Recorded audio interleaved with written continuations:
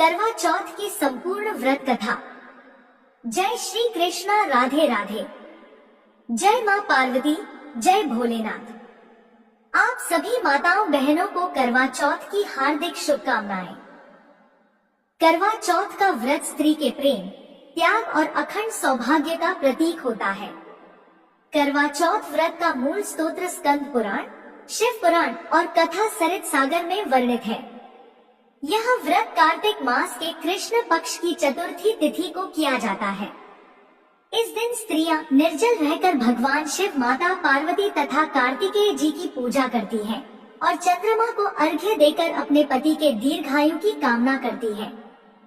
शास्त्रों में ऐसा वर्णित है कि करवा चौथ का व्रत और कथा सुनना स्त्री को शक्ति, सौभाग्य और घर में सुख समृद्धि प्रदान करता है। तो आइए कथा का शुभारंभ करते हैं। हे सुहाग की देवी माँ पार्वती, आपकी कृपा से हर सुहागिन का सौभाग्य अटल रहे। सभी सुहागिन महिलाओं के पति दीर्घ आयु और स्वस्थ जीवन पाए और हर घर में प्रेम, सौहार्द और शांति बनी रहे। हे भगवान शिव शंकर, आपके आशीर्वाद से घर में सुख समृद्धि का वास हो। भक्ति की ज्योति सदा हृदयों में प्रज्वलित रहे। कथा सुनने वाले सभी स्त्री, पुरुष और सभी भक्तों पर शिव पार्वती की कृपा अनंत काल तक बनी रहे और अनंत सौभाग्य मिले। तो सभी प्रेम से बोलिए माता पार्वती की जय। एक बार हिमालय की कन्या पार्वती जी अपनी सखियों के संग कैलाश पर्वत पर बैठी हुई थी। उन्होंने भगवान शिव से कहा, हे नाथ, ऐसा कौन सा व्रत है जिससे स्त्रियों को अखंड सौभाग्य, दीर्घ आयु और पति का स्नेह सदा बना रहे। भगवान शंकर जी मंद मंद मुस्कुराए और बोले, हे देवी, आपने बड़ा ही पवित्र और उत्तम प्रश्न पूछा है। यह व्रत कर्क चतुर्थी अर्थात करवा चौथ के नाम से प्रसिद्ध है। जो स्त्री इस दिन सच्चे मन से यह व्रत करती है, उसके पति का आयुष्य बढ़ता है और उसके घर में सौभाग्य सदा स्थिर रहता है। भगवान शिव ने कहा कि हे देवी, एक समय की बात है, इंद्राणी ने स्वयं यह व्रत रखा था जब असुरों ने देवलोक पर आक्रमण कर दिया था। देवताओं को शक्ति नहीं मिल रही थी। तब इंद्राणी ने कर्क चतुर्थी का व्रत किया, भगवान शंकर की आराधना की और उनकी कृपा से देवताओं को पुनः विजय प्राप्त हुई। तभी से यह व्रत सौभाग्य, विजय और कल्याण का प्रतीक बन गया। भगवान शिव बोले, हे देवी, व्रत का प्रभाव इतना अद्भुत है कि एक बार सावित्री नामक पतिव्रता स्त्री ने अपने पति को मृत्यु से भी वापस पा लिया। हे देवी, अब इसका विधान भी सुनो। इस व्रत की पूर्व संध्या पर सुहागिन स्त्रियां सर्गी ग्रहण करती हैं। प्रातः काल स्नान कर नए वस्त्र धारण करती हैं। माँ गौरी, भगवान शिव, कार्तिकेय और चंद्रमा की पूजा करती हैं। दिन भर निर्जल उपवास रखती हैं। न पानी पीती है, न अन्न ग्रहण करती है।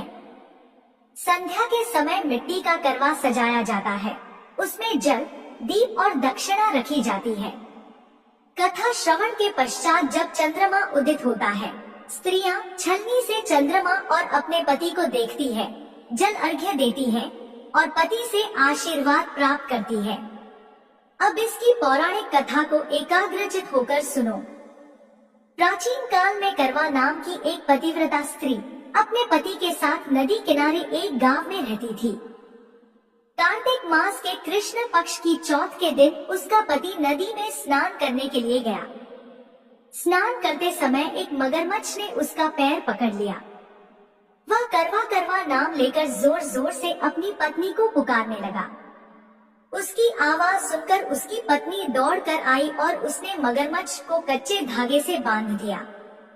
मगरमच्छ को बांधकर वह यमराज के यहाँ पहुंची और यमराज से बोली, भगवान, मगरमच्छ ने मेरे पति का पैर पकड़ लिया है, इसीलिए पैर पकड़ने के अपराध में आप अपने बल से उस मगरमच्छ को नर्क में ले जाओ।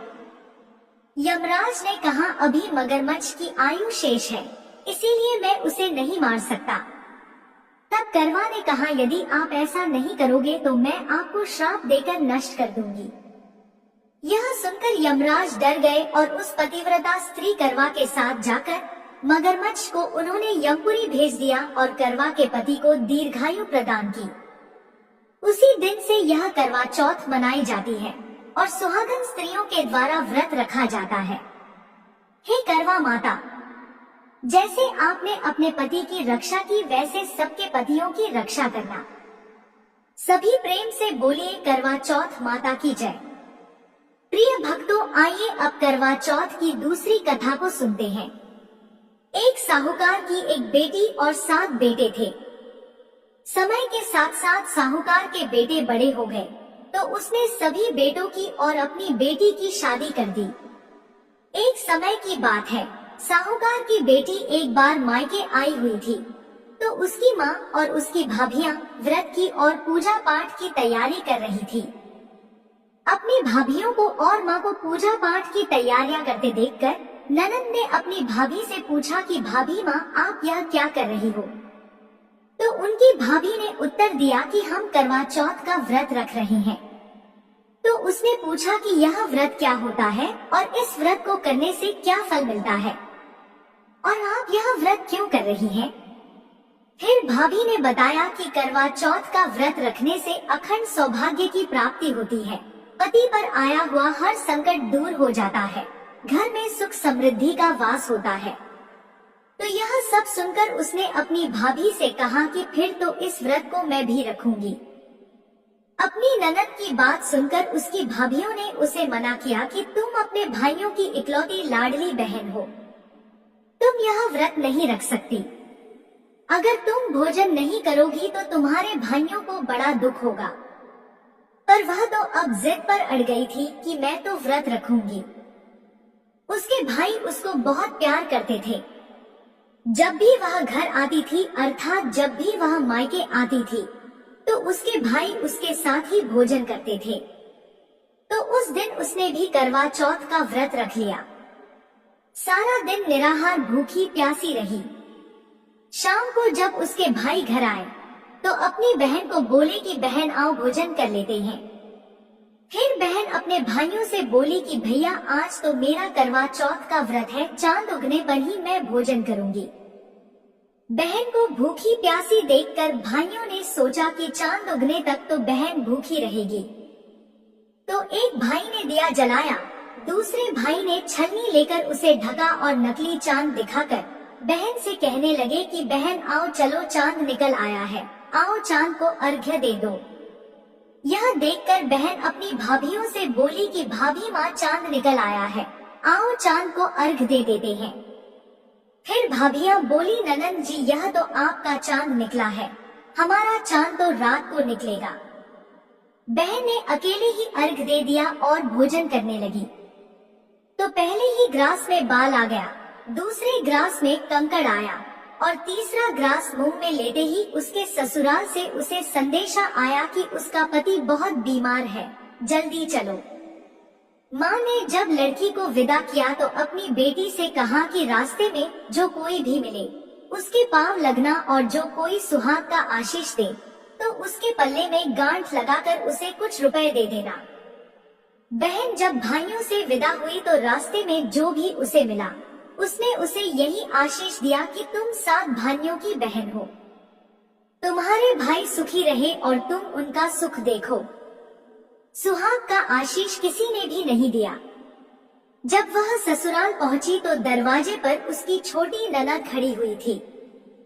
वह उसके भी पांव लगी तो उसने कहा कि सुहागिन रहो, दूधो नहाओ, कूदो फलो। तो उसने यह सुनकर पल्ले में गांठ बांध ली और ननद को सोने का सिक्का दिया। जब वह भीतर गई तो सास ने कहा कि पति धरती पर पड़ा है, तो वह उसके पास जाकर उसकी सेवा करने के लिए बैठ गई। बाद में सास ने दासी के हाथ बची खुची रोटी उसे भेज दी। इस प्रकार से समय बीतते बीतते मार्गशीर्ष की चौथ आई। तो चौथ माता बोली करवा ले, भाइयों की प्यारी करवा ले। लेकिन जब उसे चौथ माता नहीं दिखाई दी तो वह बोली है चौथ माता, आपने मुझे उजाड़ा है तो आप ही मेरा उद्धार करोगी, आपको मेरा सुहाग देना ही पड़ेगा। तब चौथ माता ने बताया कि पौष की चौथ आएगी, वह मेरे से बड़ी है, उनसे ही सब कहना। वही तुम्हारा सुहाग वापस देंगी। पौष की चौथ आकर चली गई, माघ की चौथ चली गई, फाल्गुन की भी चौथ आकर चली गई। चैत्र, वैशाख, ज्येष्ठ, आषाढ़ और सावन भादो की भी सभी चौथ आई और यही कहकर चली गई कि आगे वाली को कहना। अश्विन की चौथ आई तो उन्होंने बताया कि तुम पर कार्तिक की चौथ नाराज है, उसी ने तुम्हारा सुहाग लिया है और वही वापस कर सकती है। वही आएंगी तो उनके पांव पकड़कर विनती करना, यह बताकर वह भी चली गई। जब कार्तिक की चौथ आई तो वह गुस्से में बोली, भाइयों की प्यारी करवा ले, दिन में चांद उगानी करवा ले, व्रत खंडन करने वाली करवा ले, भूखी करवा ले। यह सुनकर वह चौथ माता को देखकर उनके पांव पकड़कर गिड़गिड़ाने लगी, हे चौथ माता, मेरा सुहाग आपके हाथों में है, आप ही मुझे सुहागिन करें। तब चौथ माता बोली, हे पापे, मेरे पांव पकड़कर क्यों बैठ गई? तब बहन बोली कि जो मुझसे भूल हुई है उसे आप क्षमा कीजिए, अब मैं कभी भूल नहीं करूंगी।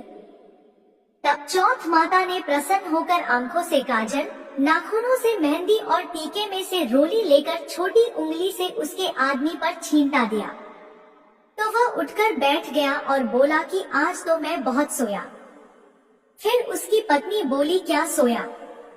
मुझे तो 12 महीने हो गए, अब जाकर चौथ माता ने मेरा सुहाग लौटाया है। तब उसने कहा कि जल्दी से माता का पूजन करो। जब चौथ की कहानी सुनी, करवा पूजन किया तो प्रसाद खाकर दोनों पति पत्नी चौपड़ खेलने बैठ गए।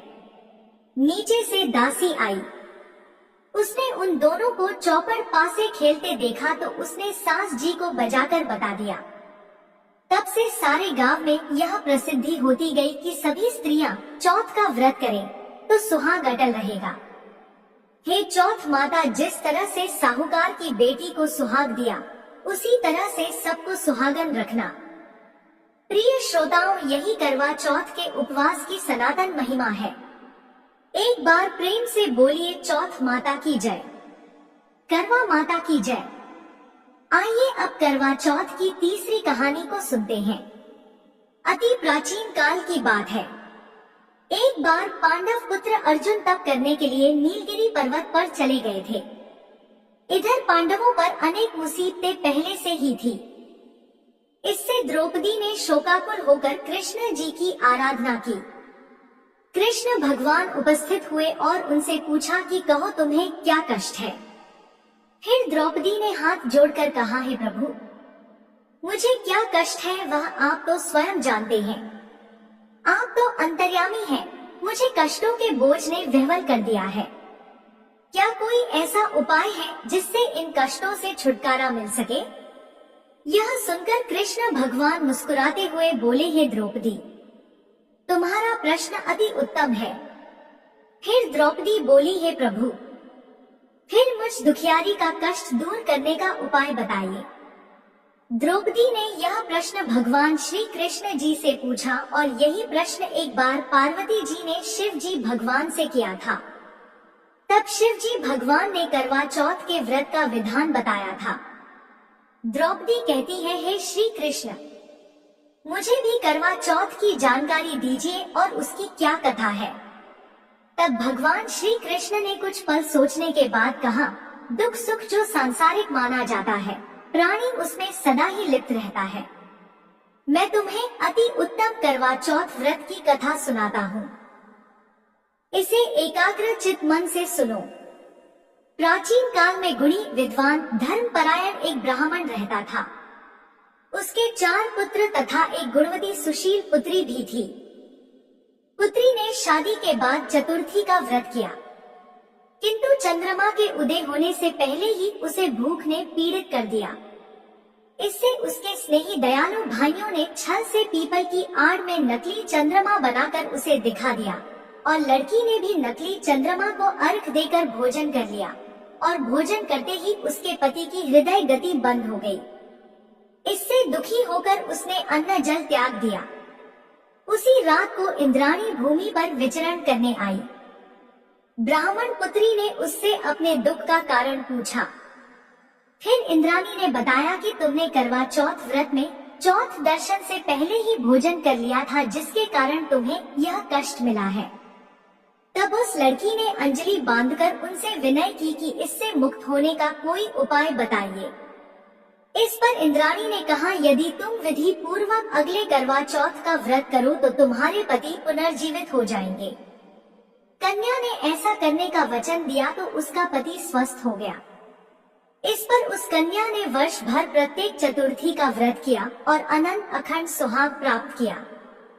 श्री कृष्ण भगवान जी ने कहा, हे द्रौपदी, यदि तुम इस व्रत को करोगी तो तुम्हारे सभी संकट कट जाएंगे। इस प्रकार द्रौपदी ने यह व्रत किया और पांडव सभी क्षेत्र में विजय हुए। इस प्रकार सौभाग्य, पुत्र, पौत्र आदि और धन धान्य के इच्छुक स्त्रियों को यह व्रत विधि पूर्वक करना चाहिए। इस व्रत में भगवान शंकर और चौथ माता की पूजा की जाती है और साथ ही साथ भगवान गणेश जी की भी पूजा अवश्य करनी चाहिए और कथा सुननी चाहिए। तो प्रेम से बोलिए चौथ माता की जय, गणपति महाराज की जय। आइए अब बड़ी चौथ माता की कथा को सुनते हैं। इस कथा को सुनने से ही व्रत पूर्ण माना जाता है तथा समस्त मनोकामनाएं भी पूर्ण होती हैं। एक नगर में एक बूढ़ी माई रहती थी। वह अपने बेटे की सलामती के लिए 12 महीनों की चौथ का व्रत किया करती थी। हर चौथ को पंसारी से थोड़ा सा गुड़ और घी लाकर 4 लड्डू बनाती, एक बेटे को देती, एक से पूजा करती, एक हथकार के लिए निकालती और एक चांद उगने पर खुद खा लेती थी। एक बार उसका बेटा ताई से मिलने गया हुआ था। ताई ने वैशाखी चौथ का व्रत रखा था। वह ताई से बोला कि मेरी माँ तो 12 चौथ का व्रत रखती है। यह सुनकर उसकी ताई बोली, तेरी माँ तो तेरी कमाई खाने के लिए 12 चौथ का व्रत रखती है। अगर तू परदेश चला जाए तो वह एक भी चौथ नहीं करेगी। लड़के को लगा कि शायद ताई सच कह रही है। फिर उसने अपने घर आकर अपनी माँ से कहा कि माँ, मैं परदेश जा रहा हूँ, यहाँ रहूंगा तो तुम मेरी कमाई खाने पीने में ही उड़ा दोगी। माँ ने उसे बहुत समझाया, बहुत समझाकर उसे रोकना चाहा पर बेटा नहीं माना। माँ ने उसे साथ ले जाने के लिए चौथ माता की आंखें दी और कहा कि मुसीबत में यह आंखें तेरी मदद करेंगी। वह आंखें लेकर रवाना हो गया। घूमते घूमते वह एक नगर में पहुंचा। वहां उसने देखा कि एक बूढ़ी माई रोती जा रही है और कुआं बनाती जा रही है। उसने उनसे रोने का कारण पूछा। तब बूढ़ी माई ने कहा कि हे बेटा, इस नगर की पहाड़ी पर एक दैत्य रहता है। पहले वह नगर में आकर कई लोगों को खाने के लिए मार देता था। अब राजा हर घर से एक आदमी दैत्य के पास भेजता है और आज मेरे बेटे की बारी है, इसीलिए मैं रो रही हूँ और उसी के लिए पुए भी बना रही हूँ। फिर वह बोला कि तू यह पुए मुझे खिला दे, तेरे बेटे की जगह मैं चला जाता हूँ। बूढ़ी माँ ने खीर पुए उसे खिला दिए। खा पीकर वह सो गया। रात को राजा के सैनिक आए तो बूढ़ी माँ ने उसे भेज दिया।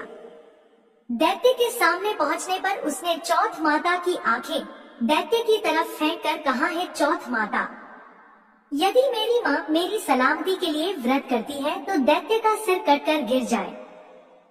फिर तुरंत दैत्य का सिर कटकर गिर गया। लड़का वापस आ गया। राजा ने उसे उपहार देकर विदा किया। चलते चलते वह एक दूसरे राजा के नगर में पहुंचा। इस राज्य में आवा तभी पकता था जब एक इंसान की बलि दी जाती थी। सिपाहियों ने उसे पकड़कर आवे में चुन दिया। लड़के ने आंखें आवे में डाला और कहा, है चौथ माता, यदि मेरी माँ मेरे लिए व्रत करती है तो आवा मेरी बलि बिना ही झट से पक जाए। ऐसा कहते ही तुरंत आवा पक गया।